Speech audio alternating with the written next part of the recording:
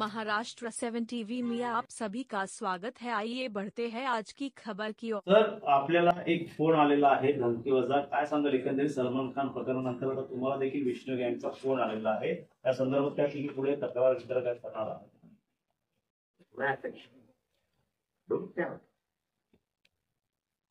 निवडणुकीच्या तोंडावर असे अनेक फोन आता यायला लागलेत आणि सलमान खान जोड ठीक आहे ना, बघूया ना. सर, गेल्या काही दिवसांपूर्वी देखील तुमच्या घरामध्ये स्फोटक पदार्थ आहे असला देखील फोन आला होता तुम्हाला, आणि आता अशा प्रकारचा धमकीभरा एक फोन आलाय. ते चालतं आयुष्यात, हे अशा गोष्टी चालत राहतात. जेव्हा आपण एवढं सगळं करत असतो तेव्हा दुखावलेली माणसं खूप असतात.